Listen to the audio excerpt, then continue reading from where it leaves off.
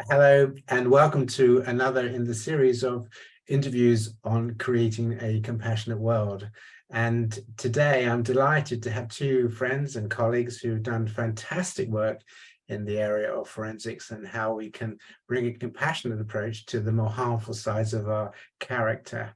So with me this morning is Dr. Kerensa Hocken and also Dr. John Taylor. And I'll just tell you a little bit about them because they've got wonderful backgrounds. Okay, so Dr. John Taylor is a consultant forensic psychologist and psychotherapist who has worked in a range of prisons, secure hospitals, and community forensic settings for almost 30 years. With a keen interest in developing a rich understanding of the role of trauma and adversity in the lives of those who develop offending behaviors, John is committed to promoting and modeling a compassionate and cooperative approach to all aspects of forensic service provision. John is a member of the Compassionate Mind Foundation and co-founder of the CFT Forensic Special Interest Group. So welcome, John, and look forward to conversations. And he works very closely with his colleague, Dr. Kerensa Hocken, who is a registered forensic psychologist. She has worked with people convicted of serious offenses for 22 years and has a lead role in Her Majesty's Prison and Probation Services. In 2016, she was the winner of the prestigious Butler Trust Award for Excellence in Correctional Services, presented by Princess Anne. Kerensa is a trustee and co-founder of the Safer Living Foundation, a charity to prevent sexual abuse by working with those who have offended or are at risk of committing a sexual offense. Kerensa is a member of the Compassionate Mind Foundation and co-founder of the CFT Forensic Special Interest Group. Kerensa is a co-host on the Forensic Psychology podcast, and she's made some really fascinating programs with the BBC, which you can go and listen to on their podcast. So, John and Kerensa, welcome to Creating Compassionate World series. And as you know, we've talked many times, one of the problems with not having a compassionate world is because there are a lot of people who do it completely the opposite, are very callous and cruel. So tell us, how did you get interested in bringing compassion to this side of our nature? Maybe if we could start off with Kerensa. Yeah, I think actually we both had quite different routes into it. Mine was a little bit accidental. So I'd heard someone talk about compassion-focused therapy, and then I think it was about 2013 or 2014. I went on holiday and I packed the Compassionate Mind. I thought, right, I'm going to read this while I'm away, find out what it's all about. And as I was reading it, I was just struck by the messages in there and the fact that CFT aims to really think about harmful behaviour, and essentially what it does is help people to be more pro-social. So it just seemed really obvious that we should be doing this in forensic work, and particularly with the people I work with, and John works. Many of the people we work with have abuse histories and are also in for sexual offences. And we weren't really doing anything to try and address shame, which, you know, is of course a really big barrier to affiliative responses and care and so on. So for me, it just felt like it was a bit of an epiphany, really, that we should be doing this and this is the answer. And then from there, I just started training and talking to colleagues and started work with John. Fantastic. Wonderful. And so, John, how about your good self? Yeah, a little bit different. I've never put back academic books when I go on holiday, I have to say. So I was, it must have been around about 2003, 2004, working in a secure hospital and running quite traditional CBT-based interventions for guys who'd committed sexual offences. And really noticing, like Kerensa just said, really, the shame that men were experiencing when they were trying to talk about their offences, when they were trying to think about the harm that they'd caused. So I Googled shame and thought, oh, I must find out more about this. And your name popped up. I kind of remember following a few links and came across Compassionate Mind training. So went and did the 3 days Compassionate Mind training at Derby Uni about 20 years ago, and then ran a group based on that for this particular client group afterwards. And it's just kind of progressed from there, really. Yes, that's amazing. And of course, both of you have been very instrumental in sort of shifting perceptions from people as bad to people as traumatized, and helping us to recognize that, you know, some of the worst sides of human nature come out from the early experiences of people. So, you know, how did you sort of connect those up with, you know, bringing compassion to people who've been traumatized and end up doing bad things? You're going to go first? I'll You go first, yeah. It's interesting, I think, because of course the work that we do, we get to see behind the prison walls or the hospital walls. So we hear people's stories, and we're trying to understand in order to help people live non-harmful lives. And fairly recently, I would say, in forensic work, we've started to get tuned into this idea of trauma and trauma-informed care, and thinking about doing work in trauma-informed ways. And what that really means is that we are recognising people's history and the adversity in that. And we are doing two things, really. One is working in ways in which we try to directly address the harms that have been done to people, and also working in ways in which we don't perpetuate that harm any further. So, of course, CFT now fits perfectly in with the idea about trauma-informed care, because CFT tells us that not only are we designed to be harmful in certain contexts, but also then what happens to us might dial up that capacity to be harmful in certain circumstances versus others. So it provides us, I think, a narrative or a way in to understand how adversity and trauma produce those characteristics or behavioural patterns that lead people to harm. So for me, I think it's illuminated some of the trauma narrative, which I think can probably be a bit opaque for people, and people aren't really sure, how does this link to this? They're not really sure of the sort of connections. So for me, I really like the way that CFT does that for us. I guess mine's similar, really. I think, again, kind of reflecting on some of the work that I used to do in forensic settings. I remember being trained to deliver offending behaviour work where we were actively encouraged not to address trauma, and not to pay attention to people's own life histories, but rather to focus in on the harm that they caused, and feeling uncomfortable with that approach. And I guess contrasting that approach with more kind of generic psychological therapy and psychotherapy, where you would always formulate and always think about people's life experiences. And I think that, and with the combination of doing the compassionate mind training, really kind of orientated me much more towards, you know, we need to work on the harm people have experienced before we work on the harm that they've created. And I think I kind of discovered some of the Felitti early adverse childhood experiences research, again, probably around about the same time that I was trying to understand shame a bit more, and just really struck by some of that research and just the presence of trauma in people who cause harm. And I think over the last 20 years, we've just seen more and more evidence, particularly some of the neuroscience, that just links brain development, child development, psychological development, and the impact of not just trauma with the big T, but adversity, poverty, discrimination, all of those kind of experiences, and how they shape the brain and shape certain characteristics. And I think that kind of brings us to a point in forensic practice where I think it almost demands that we create opportunities for people to reflect on their own lives and how their lives may have shaped the way that they've developed.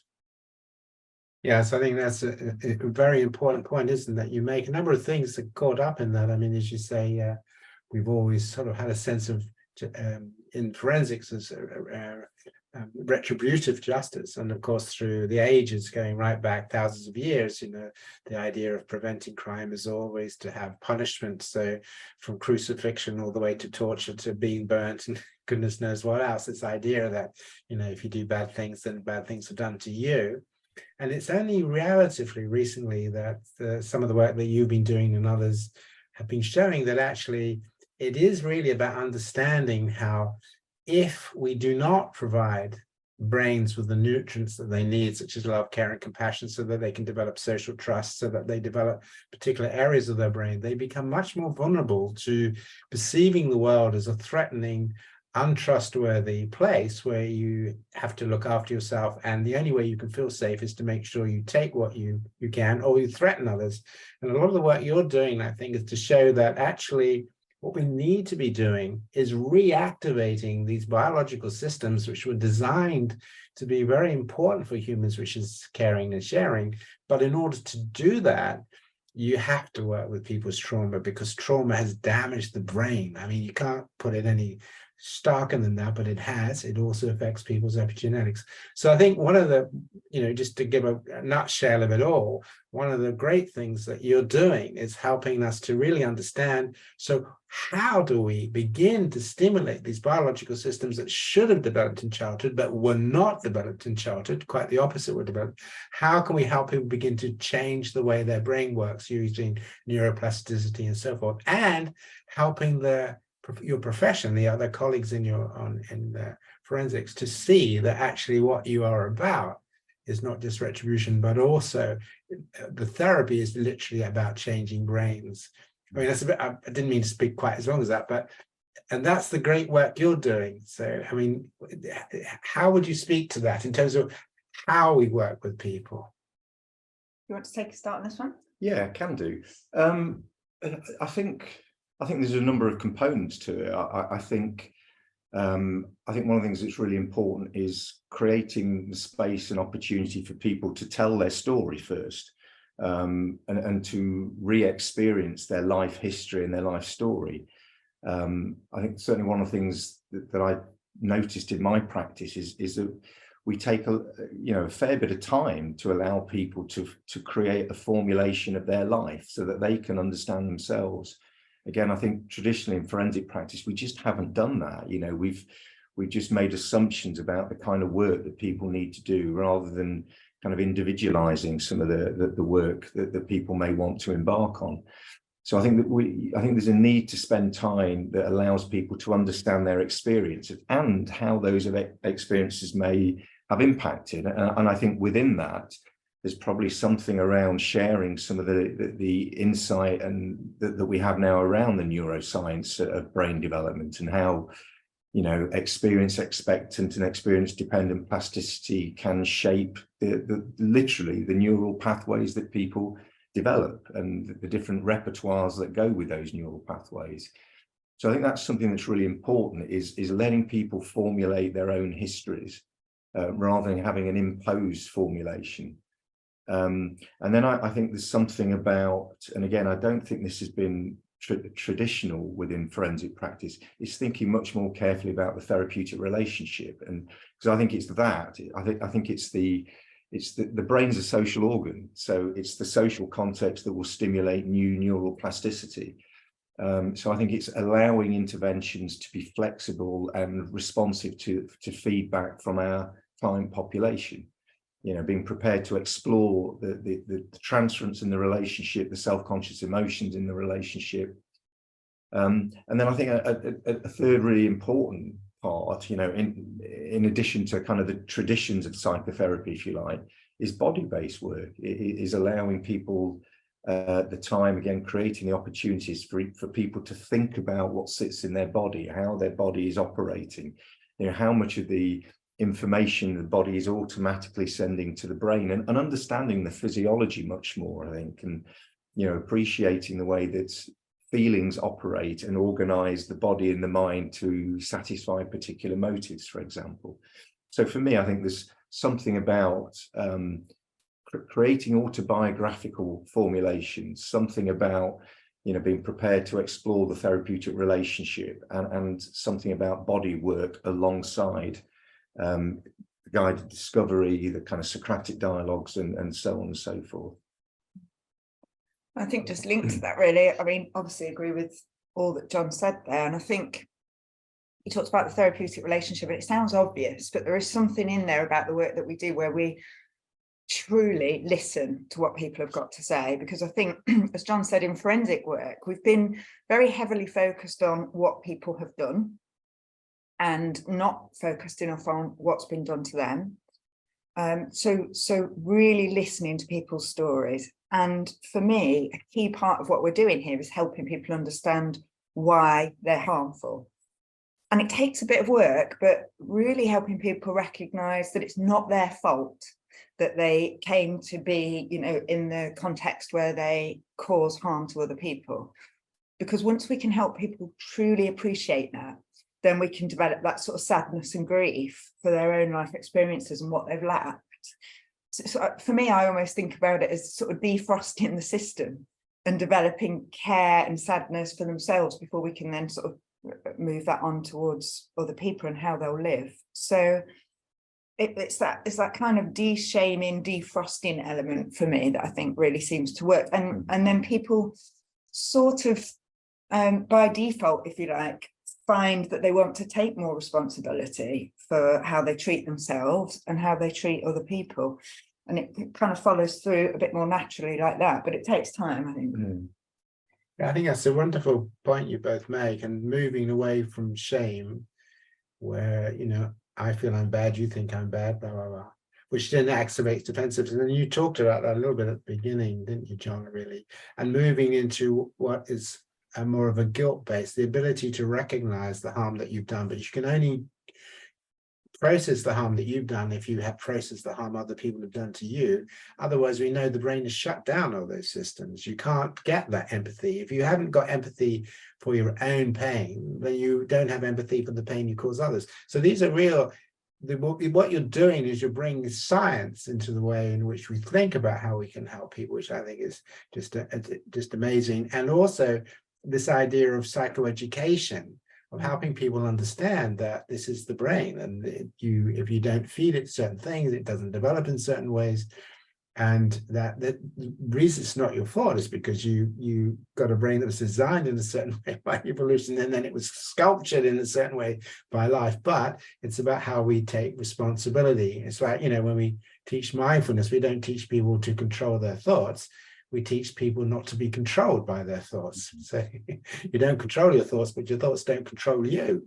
So it's beginning that process of recognizing. The first movement is recognizing that if I can begin to understand myself a little bit better, then I've got an opportunity to be more in control of what I do rather than just acting out on these programs. So I think what you're doing is bringing in this relational problem. You're de-shaming people. You're helping them develop social trust. They're getting the experience of somebody being genuinely empathic to them, so that's going to do good for their brain. I mean, you're doing a lot of wonderful and amazing things that I think when somebody just sort of stands back and they, compassion, it's about letting people off the hook.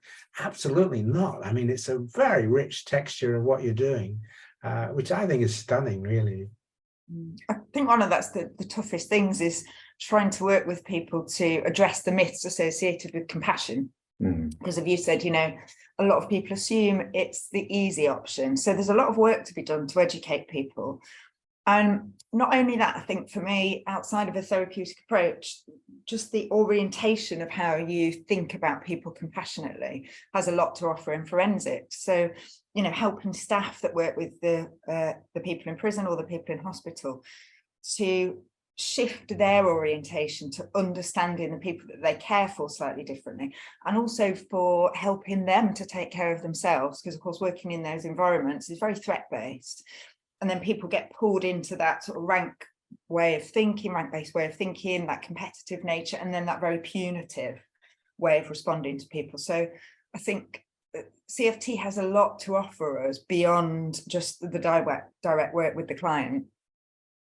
Yeah, that's brilliant. And I think it takes us to a point that's very important that you make, which is that compassion is not about being submissive. I mean, creating a sense of safeness and safety is crucial. So it's not about letting people off the hook or letting them run rampage. In fact, having very clear rules and boundaries, having a compassionate police force. The compassionate societies require compassionate police forces. It's not a free-for-all out there. Humans can be pretty bad.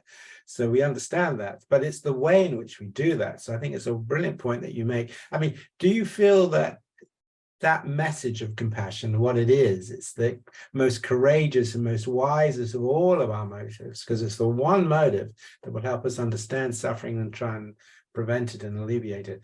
Do you think that message is getting across in your working environment? Gradually, yeah, I think gradually. It's difficult to take the time to really explain it, I think, to people because of the assumptions that they have around what compassion means. But I think you're right. It's the need to emphasize the courageousness, the wisdom, and what we really mean by wisdom, which also involves, being responsible for being non-harmful and helpful. But it's also helping people recognize that compassion is an inner authority. It's not just a voice that's kind. So that can be quite difficult to get over to people, I think, because it's having the ways to explain that. But one thing I've found helpful actually is, and John talked about formulations earlier, is offering formulations to people like the parole board or other people that might need to make decisions about risk for the people that we work with, and help them understand the basis for these particular, what we call criminogenic needs, the factors that we perhaps might want to look to address in order to say that we've reduced risk. So I think just offering a formulation, a story of people's lives that makes sense to people about where these particular traits came from or these behaviour patterns is incredibly helpful. So in that context, you're not actually explaining compassion, but what you're doing is helping people understand others from a compassionate point of view, and they don't even realise that they're doing it. That's amazing. I mean, so I know, one of the things that gets thrown up at you all the time is, well, yes, but I mean, many people are physically and sexually abused, but they don't go on to become do bad things to others. I mean, maybe they actually become, use that to inspire them to become famous or something.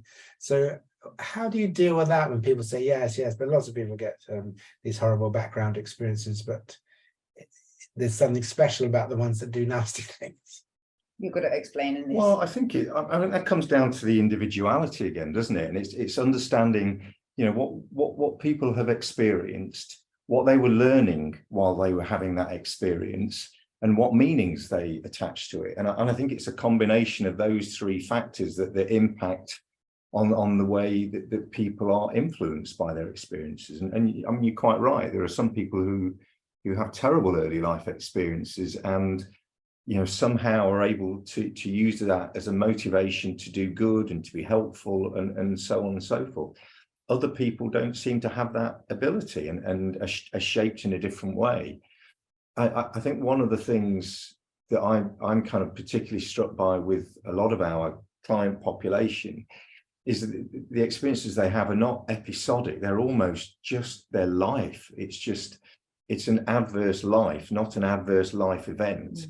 And so people have no choice but to learn from it. I often use a metaphor of language and kind of say, I was born with the biological equipment for language. I was born with a mouth and a tongue and jaw muscles and hearing, but I happened to learn English because I was born into a house that spoke English.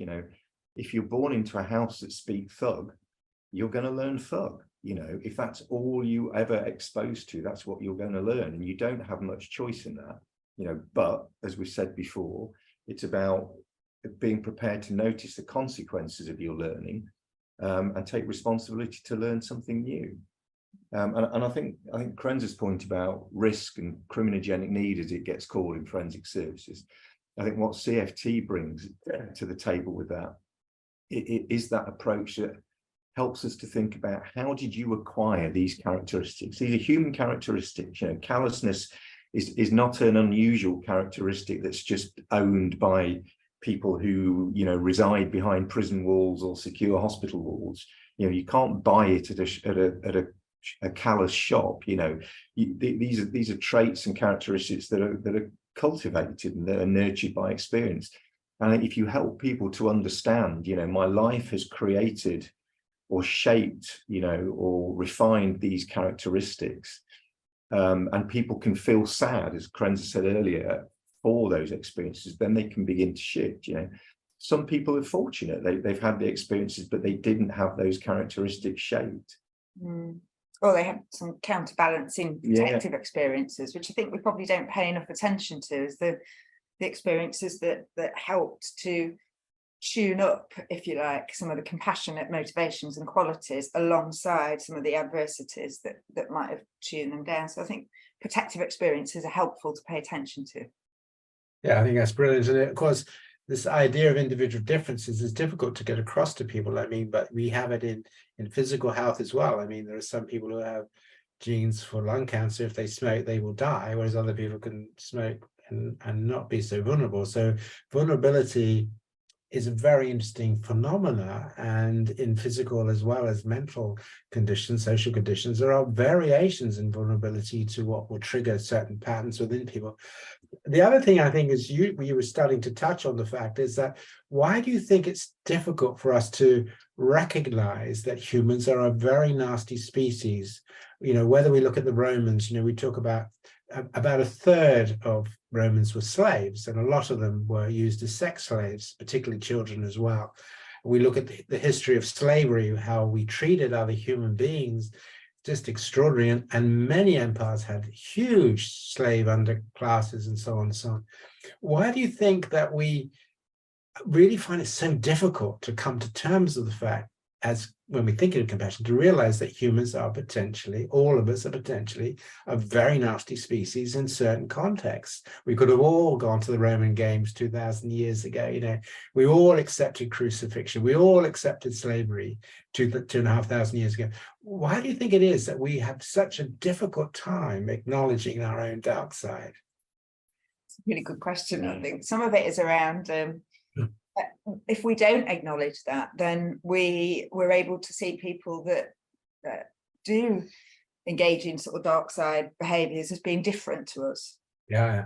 See them as being different. It's the old in-group, out-group stuff, the them and us, isn't it? If we see them as being different, then that allows us to take a certain kind of approach to solving that problem. So, you know, rejection, dispelling from the group, punitive responses, punishment that is overly punitive, and those things feel good to us, and in some ways they're the harmful dark side of us coming out as well, but it's the irony that we wouldn't necessarily recognize that. So I think it allows us on the one hand to have this illusion that those people are somehow different to us, and I think when people start to genuinely and truly appreciate this notion of we're all harmful, then it stimulates this desire and responsibility to do something a bit different about it. And that can feel really difficult because it is a responsibility. It is difficult to think, actually, we as a society and as an individual, we need to be doing something different. And that can feel uncomfortable, can't it, for people? And it can feel easier, I think, to stick with that collective view that we could just other those people. Yes, I think this is such an, I mean, as you know, the psychodynamic colleagues talk about projection. We project our dark side onto others. So you're the bad person, I'm the good person. That's splitting. I don't want to think about my potential for badness because I can focus on yours. So we get that sort of splitting, but it's very dangerous, splitting actually like that and projecting the bad onto the other and not recognizing the potential, not saying the actual, but the potential within oneself. That also causes us a lot of trouble. And so it's quite difficult when you bring a compassionate approach to help people think about these things, because they've learned to project out. And I wonder if you have any thoughts about how we might help people. I mean, that's why we're attracted to horror movies and all this male on male violence, the good guys against the bad guys and all that stuff. We're attracted to it because it allows us to be engaged with it, but also to still feel that, you know, we're the good people, aren't we, really?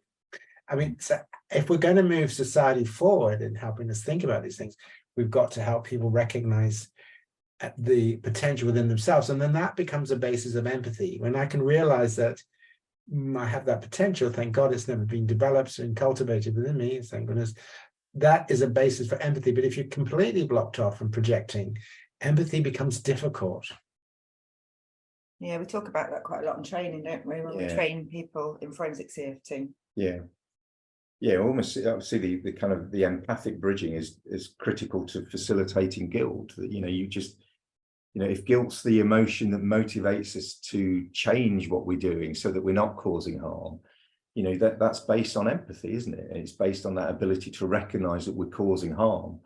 And as we were saying earlier, I don't think you can access that if you've got unprocessed tragedies and traumas in your own life that need to be unblocked. And allowed to flow. And I mean, I think it's ironic when we talk about, the human capacity for harm. I'm sure I read somewhere that the oldest remaining human skeleton, I'm sure it's in a museum in Spain, it was a murder victim. It's clear that the skull has got blunt force trauma that was made by a manufactured human weapon.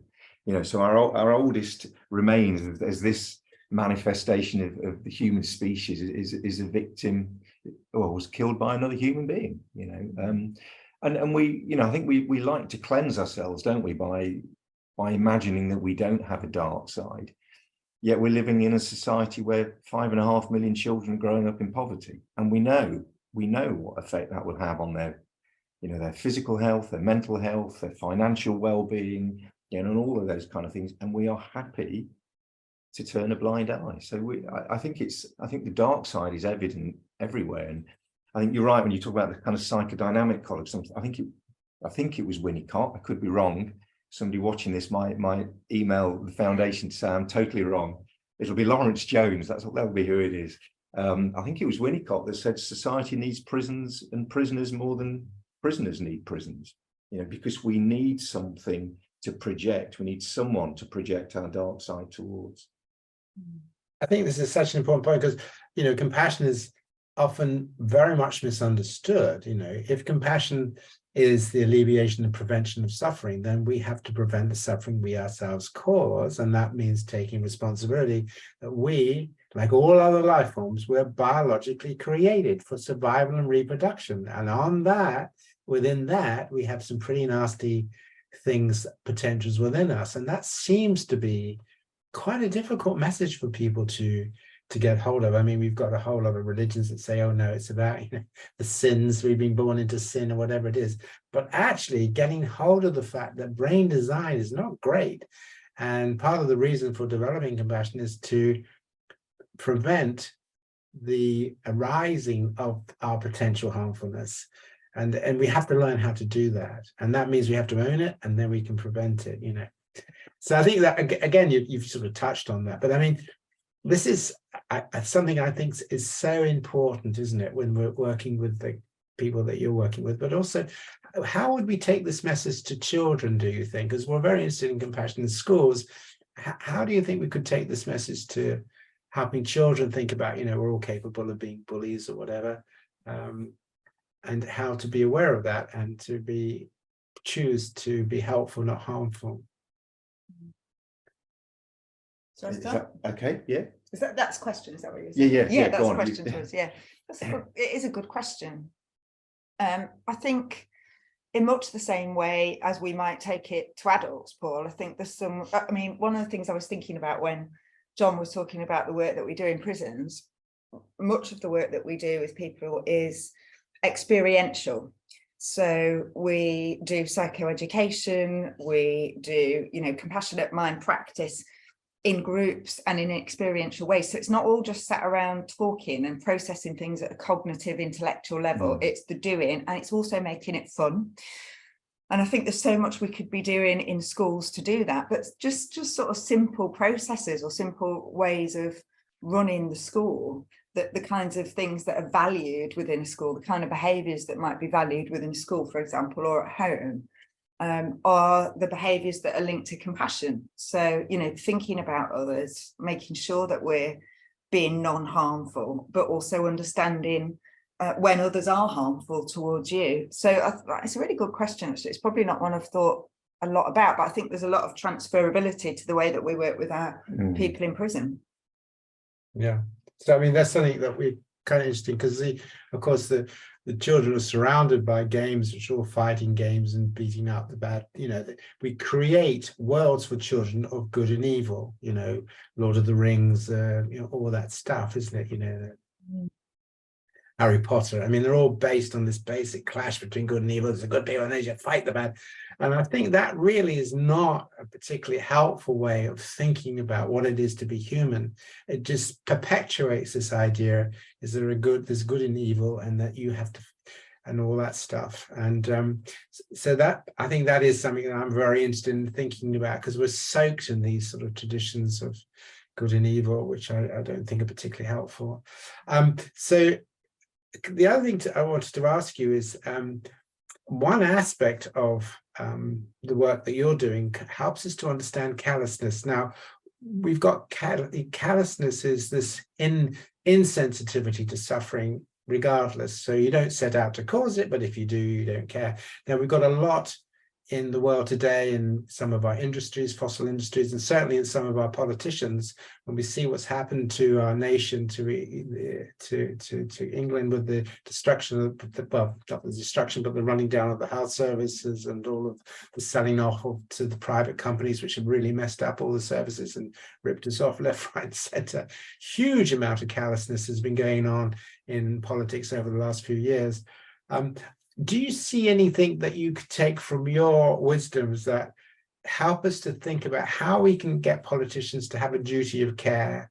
You know, because part of what compassion is about is not just preventing the dark side, it's also taking responsibility to care about other people and to not let people shift into poverty, to not let your hospitals be run into the ground and so on and so on. Are there any wisdoms that you would take about how we could begin to think about that in order to kind of address the callousness that's been evolving in our culture over the last 20 years or so?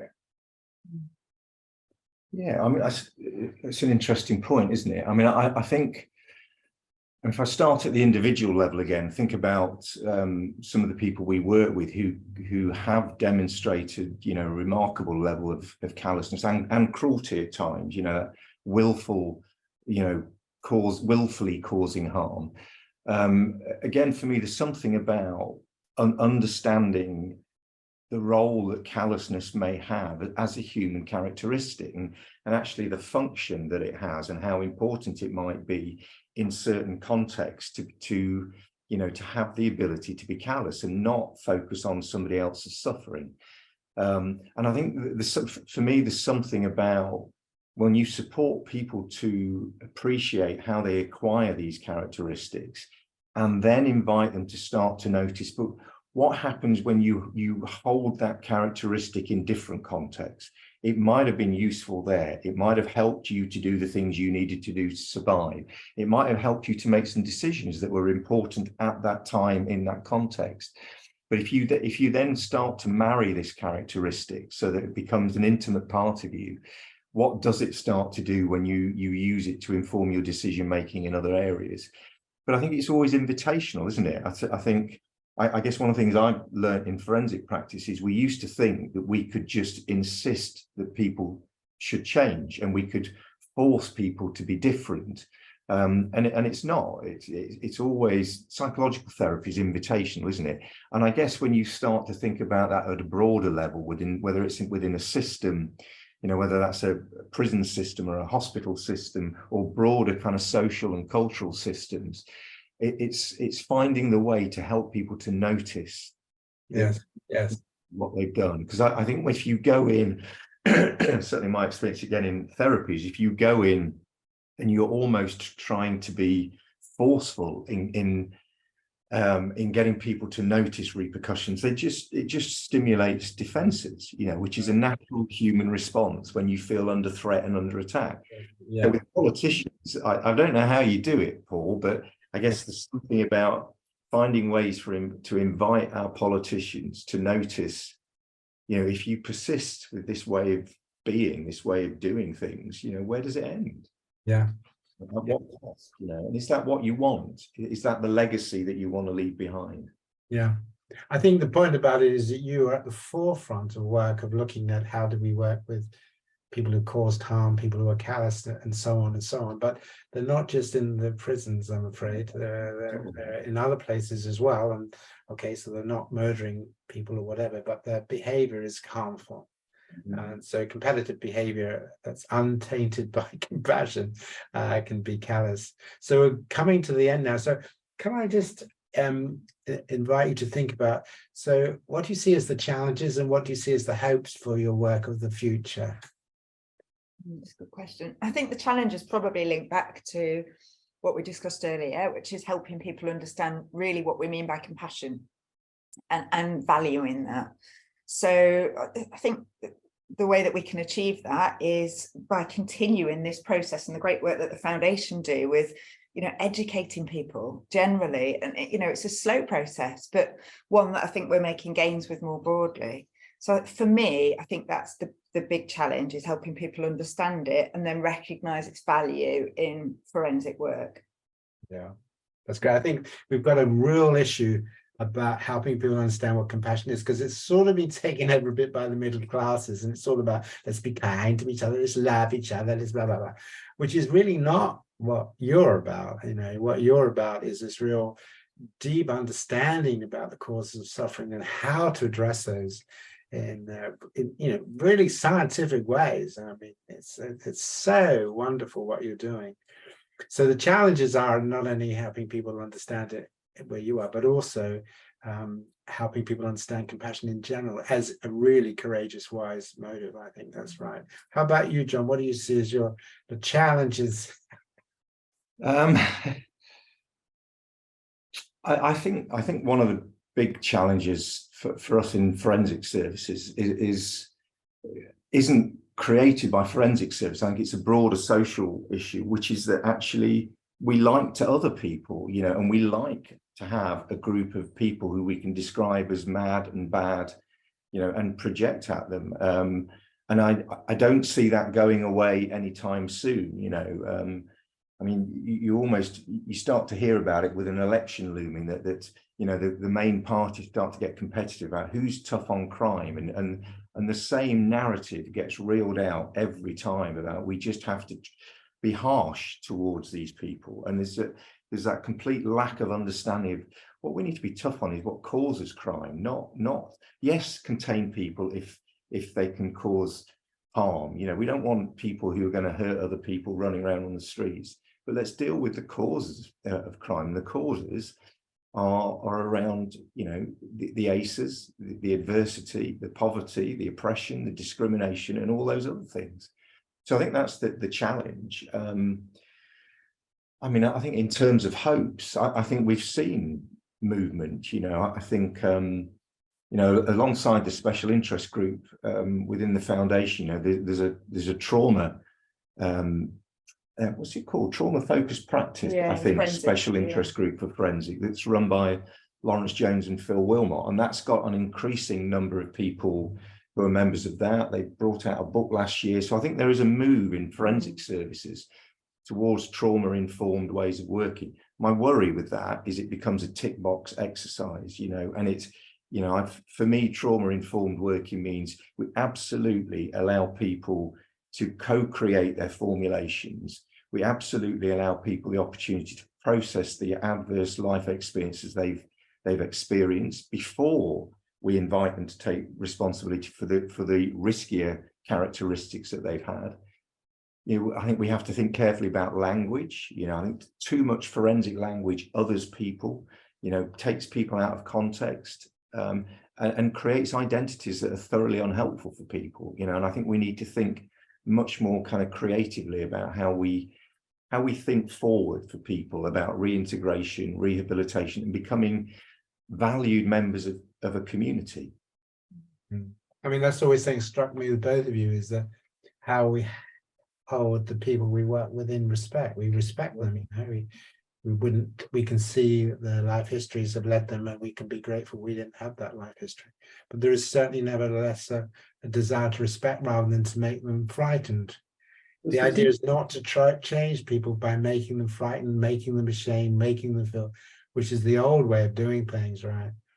But actually to help people to find their better natures, if you want to call it that, particularly like that term, but to find things within themselves. I mean, I remember we talking to you about a client we had once who did some pretty bad things, and we had her on a locked ward, and after some months of CFT, she said, I always thought I was a piece of shit, I thought I'd never be anything else, but I've discovered this side of me, and now that's how I want to live, So also, I think that seeing some of the results that you get is just so inspiring as well, You're not going to help everybody, of course, nothing's magic in this world, but the work that you do is extraordinary. And Before we finish off, I must say, can you talk a little bit about your special interest group? Because I think you've got over 600 members now. And if people want to find out more about what you're doing and how to get in contact with you and learn from you, how they would do that. So talk to us a little bit about your SIG, because I'm terribly enthusiastic about your special interest group. Well, shall I start us off? I think one of the reasons we wanted to develop the special interest group was really to start to bring people together, because we knew there were pockets of people working in forensics who recognised the need to work in trauma-informed ways, and were recognising that CFT is going to be a way that could help us to do that. So really, we wanted to help people start to connect and learn from others, but also as a way that we can collectively promote it to others, you know, kind of spread the love or spread the compassion. So the way that we work as a group is to largely via our email contact and share ideas and research and suggestions, and people will come in there with questions about how they can perhaps think about things, or where can they find this out. And I think that's been really helpful. And I think some people are just a little bit interested, so they join the SIG, and then seeing the background traffic and the discussions that go on, I think that motivates people to find out more. And of course, we encourage people to publish and to write. We've had a journal last year that was all focused on CFT, and we've got another one coming out later this year. So it shows also that publishers and academics are becoming interested in this and want to facilitate ways in which we can communicate this message around forensic CFT. So I think the SIG has really helped us to do that. I think there's an appetite for it, isn't there? I think we were fortunate in a way that we probably started the SIG up, you know, at a time where there was a kind of movement in forensic practice to think much more sensitively about the harm that people have experienced alongside the harm that people have caused. So I think it was very timely in that sense. And I think obviously the monthly supervision slots that we have, I think, is really kind of generated interest and enthusiasm from people. You know, I think it's great that we had the special edition journal last year, and it's next year is the other one. Next year, it's in process this year. Yeah. So I think it just captures, you know, a growing spirit within forensic services. Can I just add as well? It's not directly about the SIG. It's just thinking about when you were talking about respect, Paul. And I think when I think about my career as a psychotherapist, and you know, it's the people who've had the courage to talk to me, who've taught me how to be a psychotherapist, and you, of course, obviously you as well. I mean, absolutely. But they're the people that help you craft your trade, you know. And Patrick Casement, wasn't he, who wrote a book on learning from the patient 40 years ago. And that title was spot on, you know. And it's the people we work with who have the courage, you know, to wade through the tragedy of their lives and be honest about the tragedies they've caused. They shape our practice. You know, so I think part of what we do in the SIG has been born from being prepared to listen carefully to what people have to say. And it's free to join. So if anybody is interested, I think they can contact, there'll be a link on the website of the Compassionate Mind Foundation, went there, and or also contacting John and I directly. So as I say, it's free to join, and we'd invite people just to come along if you're just a little bit interested, join and look at the kind of discussions that we have and see whether it's helpful for you. And how many have you got now? Well, I think last time I checked was last week, and it was something like 647. So it's a pretty big group, isn't it? Yeah, it's wonderful. Go all over the world. So anybody, I mean, obviously you have an interest in compassion. That's why you would come. Can I just finish one thing? Is also, I think, what's amazing is immense courage that you have as therapists, because the work that you do, you can hear some pretty horrible stuff, really nasty stuff, and also you yourself have at times been seriously threatened. It can be a very frightening career that you've accepted, and doing that on behalf of trying to help individuals who become unstuck with their own brains, as it were. So I think, again, we can just admire your immense courage in working with these individuals, because sometimes it's very personally distressing and also very frightening. So I think that's another issue that compassion needs to recognize, that compassion is courageous. What the work you're doing is very, very courageous. So are there any last thoughts that you would like to leave us with about the dark side of humanity and how we can address it? Because we have to, otherwise we're going to end up in Blade Runner worlds, aren't we, really? I think for me, it's so this thing around CFT and forensics makes sense, doesn't it? We've been talking about how CFT can help people that have harmed, but when I think about talking with other therapists in CFT that work outside of forensics, I think what would be really great is for people to recognise that this idea about recognising harm and addressing harm, it's through all the work that we do, no matter why we intervene with people. It's this idea that everybody is harmful, as we've talked about. So I think for me, it would just be to reinforce that message that addressing harms is everybody's responsibility. It's individual therapists, but it's society's responsibility that we address harm and the causes of harm, not just it being confined to the forensic world. I think that's a bit of a danger to think, oh, the CFT for forensics and harm happens in that corner. Yes. And I can I add to that? They also harm through neglect, because I think what we've seen in our services, social health services and other services, basic neglect, and that's harmful, right? So I think that's such an important thing, is that we all take responsibility for addressing suffering for those around us and not neglecting the services that a society needs in order to provide a sense of safeness and security, right? Yeah. It sits in all of us, doesn't it? I think we talk a lot about, cruelty, callousness, and compassion, and they're three human characteristics. The balance is out of sync in some people, and we focus a lot on the people who have stepped into the cruel pool kind of thing. And they're the people we put behind bars and put into secure hospitals. But as you say, that callousness causes just as much harm. We just don't notice it as much. Well, that's right. Absolutely right. And we don't see it in our got all those characteristics, of course. So it's how we recognize that within ourselves, but also how we really decide, okay, we want to make a contribution. We want to see how we can move societies that we live in, our cultures, our world, to a more compassionate world. In order to do that, we're going to have to address that we do have these other sides to us. Anyway, look, I think Kerensa and John, you're just my heroes, and I think you do just extraordinary, courageous, wonderful work. And thank you for all you're doing, and thank you for giving up your time to talk to me this morning. And we'll have that interview on the website very soon. Thanks very much, Paul. Thanks, Paul. It's been great.